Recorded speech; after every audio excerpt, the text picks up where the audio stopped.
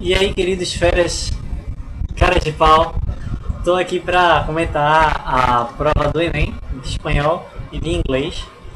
Começar dizendo que as provas foram um pouco mais difíceis do que a gente está habituado, principalmente a de inglês, com algumas respostas e alternativas meio dúbias. Ou seja, uma pergunta com provavelmente eu parecendo ter mais de uma resposta. Espanhol estava bem mais trabalhosa, bem mais longa também. A quantidade de textos foi exorbitante. Em inglês eles trabalharam mais com cartoon, poema, coisas mais curtas. E em espanhol foi textos gigantescos, grandes e trabalhosos. E que requeriam a atenção do leitor, do nosso fera cara de pau. Começar com a de espanhol, eu estou aqui com a prova amarela na mão. E a primeira questão, a 91, ela fala de um trecho sobre arqueologia, falando que foi encontrado um altar. E o que ele pede nessa questão aí é: o texto apresenta informações sobre o futuro trabalho de escavação de um sítio arqueológico peruano. Sua leitura permite inferir que, ou seja, dentro do texto, o que é que está dito aí? Aí tinha a alternativa A pirâmide Huaca de la Luna foi construída durante o período colonial peruano. Essa alternativa é falsa, isso não tem no texto. Segundo, B. O sítio arqueológico contém um altar semicircular bastante deteriorado. Isso tem no texto, mas não diz no texto qual é a condição do altar. C. A pirâmide Huaca de la Luna foi construída com cerâmica. Também não tem no texto. Alternativa D. O sítio arqueológico possui um pátio que foi palco de rituais. Essa sim é a alternativa correta e é descrita no seguinte texto. Según las investigaciones, se vio hace unos 1500 años como escenario de extraños rituales. Aí tem no texto, então a resposta certa dessa questão é a letra D. E não é também que tem aí o sítio arqueológico mantém escombros deixados pela civilização Moche. Não tem no texto essa inferência, tá? Fala que é a civilização Moche, mas não fala desse detalhe aí. A segunda questão fala de mundo contemporâneo. Essa prova de espanhol do Enem estava engraçada porque ela exigia dos feras, caras de pau e dos feras em geral, os feras comuns, que soubessem interdisciplinaridade. Essa questão trata de globalização, geografia e... Mas a resposta dessa questão 92, diferente da questão das Ilhas Malvinas, que a gente vai ver mais à frente, ela trata única e exclusivamente de uma palavra. A partir da leitura do texto, infere-se que, ao longo da história da América Latina, sim, o texto fala de alguns países da América Latina, o que aconteceu, que une-os e etc. Aí tem a suas relações com as nações exploradoras sempre se caracterizam por uma rede de dependências. Esse fato é verdadeiro, mas não tem dizendo no texto.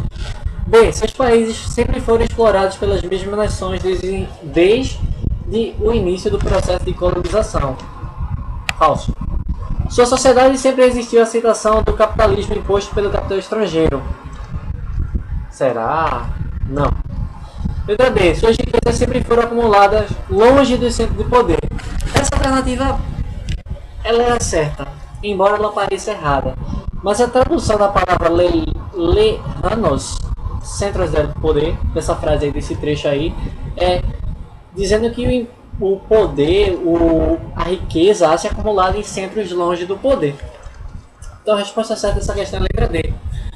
E a letra E, a alternativa que também está errada, suas riquezas nunca serviram ao enriquecimento das elites locais. Então a alternativa certa é a letra D.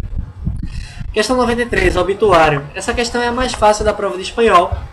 Era um texto norte-americano parafraseado. E o texto falava de um óbito de um defunto que trazia consigo paletó, tênis, gravata, cada um de um lugar diferente. E a alternativa correta seria a dependência de produtos estrangeiros por uma nação. Que no caso ele era guatemalteca. Difícil falar isso, né? E sendo guatemalteca, o enterro dele teve coisa de Boston, Cincinnati, Chicago, Pittsburgh, etc. Então a alternativa correta dessa questão seria a letra A, dependência de produtos estrangeiros por uma nação. Aí tem a questão de Mafalda, da bonequinha Mafalda com o personagem Susanita. E fala sobre um neologismo criado, que é o morrerês. E a gente falou de neologismo em até um dos alunos de Cara de Pau. Morrerês, no texto, utilizando-se um recurso de formação de palavras existentes na língua espanhola. Na concepção da personagem, o sentido do vocábulo morrerês remete a falta de feminilidade das mulheres que não se dedicaram às tarefas domésticas. Machista feito bem nessa resposta. C. Inferioridade das mulheres que praticam as tarefas domésticas. Minha gente, nenhuma mulher é inferior a nenhum homem, primeiro. E nenhuma mulher é inferior porque trabalha domesticamente. Então essa resposta é ridícula. Letra D. Relevância social das mulheres que possuem empregados para realizar as tarefas domésticas. Isso não tem dizendo no texto. O que é que eu digo sempre? Para ver o Enem, você tem que ver o que está no texto. Para resolver o Enem, você tem que ver o que está no texto.